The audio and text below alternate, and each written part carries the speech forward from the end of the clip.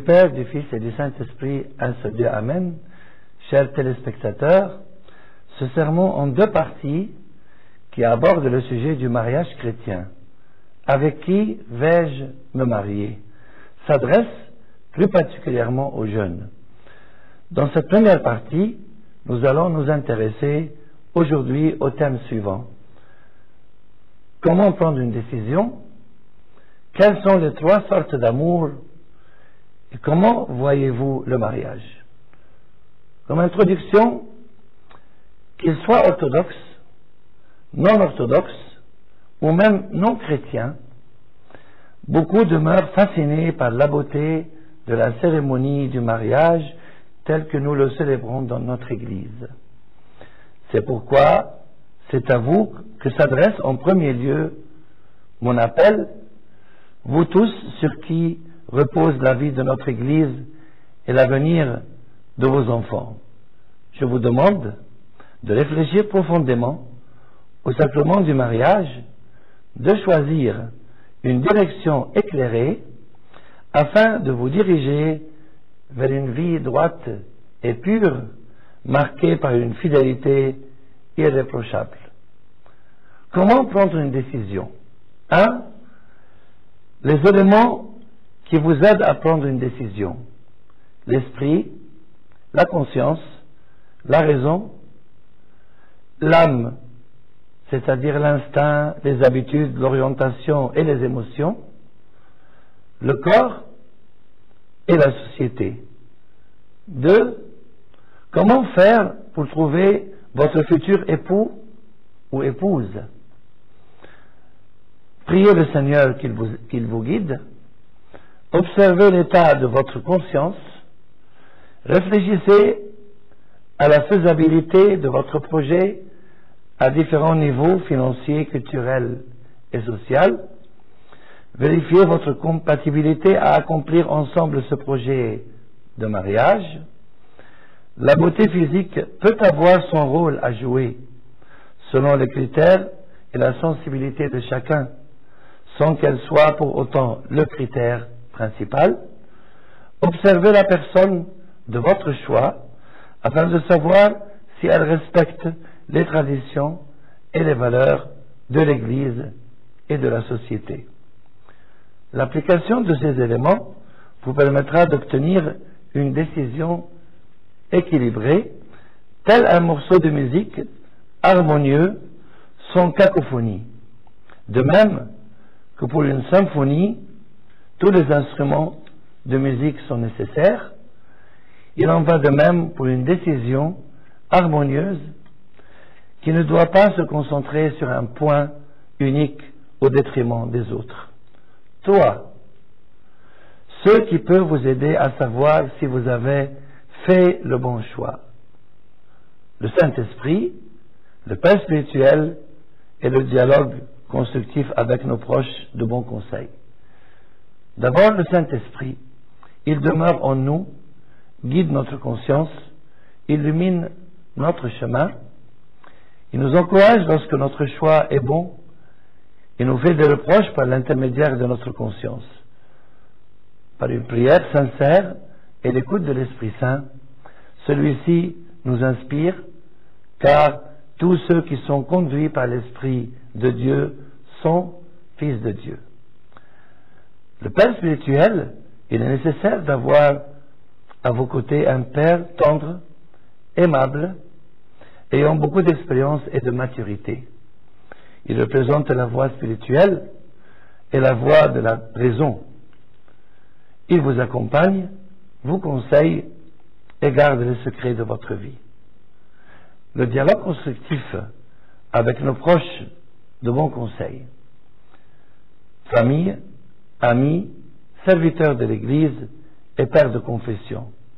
Une personne seule, laissée à son propre jugement, ne possède que son propre point de vue et oublie certainement d'autres paramètres très importants.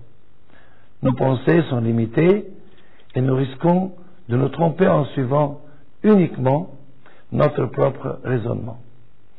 Il faut savoir sortir de notre ego et accepter les critiques extérieures constructive. Qui chemine avec les sages devient sage. Qui hante les sots devient mauvais. 4. Comment connaître la volonté de Dieu? D'abord, reconnaître que nous sommes des êtres humains faibles et limités qui ne connaissaient pas l'avenir. Notre volonté doit correspondre à la volonté de Dieu qui nous aime, faire confiance à l'amour de Dieu et à la sagesse envers nous, se protéger par la prière, ce qui nous garantit l'inspiration divine au moment convenable, l'importance d'une harmonie intérieure et extérieure de tous les éléments qui nous aident à faire notre choix. 5. Les signes qui permettent de savoir si nous avons fait ou non le bon choix. D'abord, la paix intérieure, une conscience tranquille et en harmonie avec la volonté de Dieu, les commandements de Dieu dans la Bible. Mon choix doit être en adéquation avec les commandements bibliques et respecter ce que Dieu me demande. Parfois, Dieu n'exauce pas nos prières. Il n'exauce pas nos prières. Il sait ce qui est bon pour nous et ne nous accorde pas de nous marier avec celle ou celui que nous souhaitons.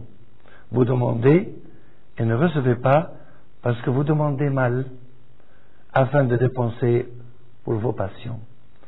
Demandez d'abord le royaume de Dieu, cherchez d'abord le royaume de Dieu et sa justice, et toutes ces choses vous seront données par surcroît.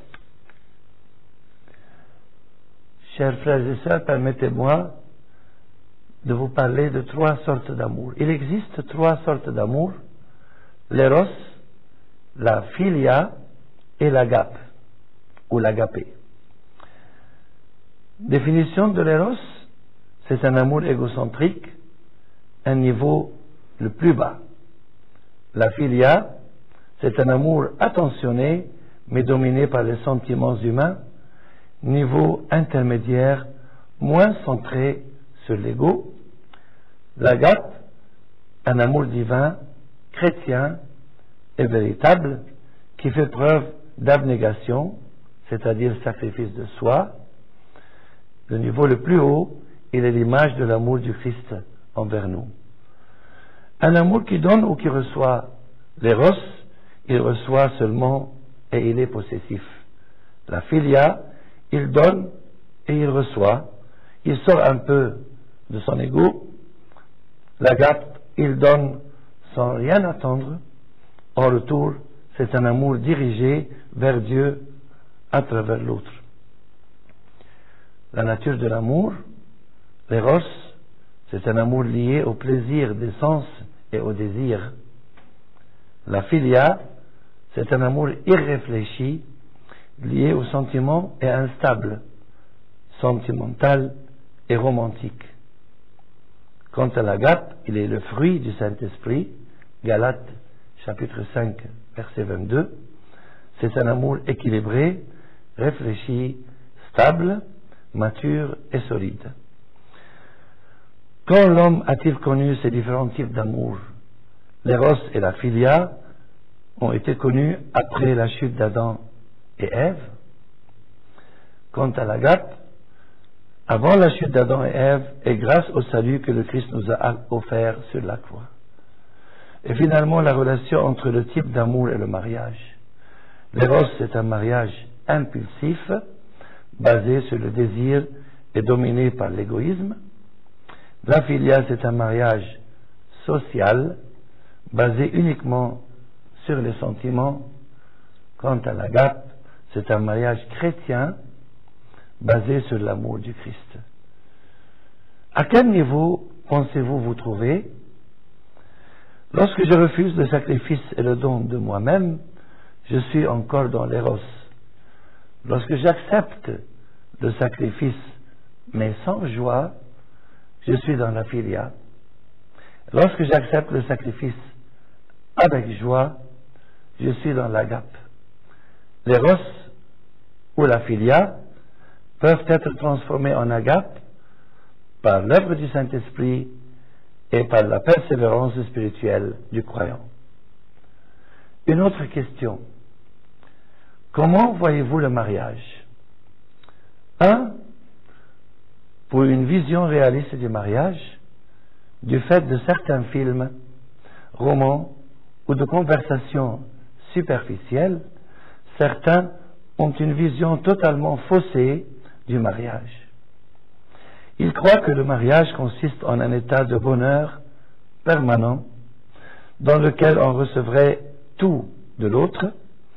Ils ne voient pas que le mariage constitue un don de soi avec des responsabilités familiales, des preuves d'amour qui permettent à chacun des deux partenaires de dépasser son ego, de s'entraîner à bien s'entendre avec l'autre, de l'accepter tel qu'il ou tel qu'elle, et malgré ses défauts, tout en faisant des efforts pour s'améliorer soi-même.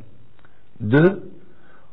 Pour une vision pure du mariage, trop souvent, l'homme ou la femme se concentre sur le plaisir, comme le désir sexuel, la sensualité ou la beauté, sans prendre conscience de la personnalité réelle de l'autre, qui sera cependant déterminante plus tard pour l'entente du couple.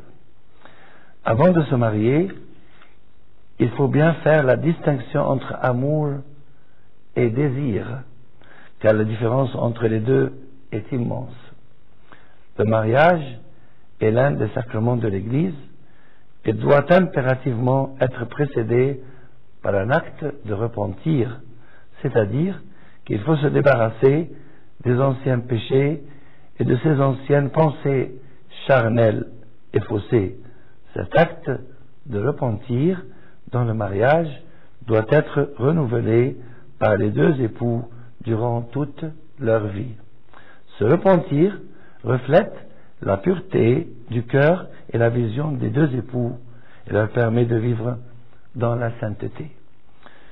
Tout est pur pour les purs, mais pour ceux qui sont souillés et qui n'ont pas la foi, rien n'est pur, leur esprit même et leur conscience sont souillés. 3. L'amour, ce n'est pas seulement des paroles, mais aussi des actes. Petits enfants, n'aimons ni de mots ni de langue, mais en acte et en vérité. 4. Loin de l'Église, point de salut pour le mariage. Un des dangers, lorsque l'on est marié, est de s'installer dans une routine familiale, de s'isoler et de s'éloigner de la vie de l'Église. Loin des sacrements de l'Église, le mariage et la famille sont en danger. L'amour familial se dessèche car il s'éloigne de la source de sa vie. Avant de se marier, les jeunes partagent la vie de la communauté et l'amour de cette grande famille constituée des membres de l'Église.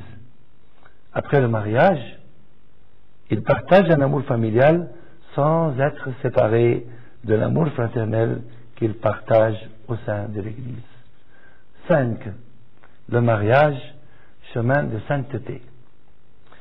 Quand le Christ, dit-il, ordonne de suivre la voie étroite, il s'adresse à tous les hommes.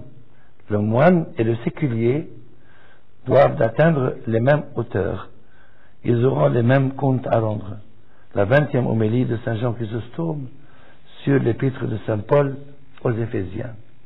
Il ne s'agit pas d'une vocation moindre que la vocation monastique pour ceux et pour celles qui sont appelés à se marier, mais d'une voie vers Dieu tout aussi valable que le monachisme. Le texte de Saint Jean Chrysostome sur le mariage, extrait de son 20e homélie sur l'épître de Saint Paul aux Éphésiens, souligne la signification spirituelle de l'amour entre époux, puisque le mariage, selon Saint Paul, est à l'image de l'amour entre le Christ et l'Église, ce qui fait du mariage une petite Église. Le mariage, béni par Dieu, est un véritable chemin de sainteté pour le couple chrétien. Et finalement, pour cette première partie, pas de mariage en dehors de l'Église.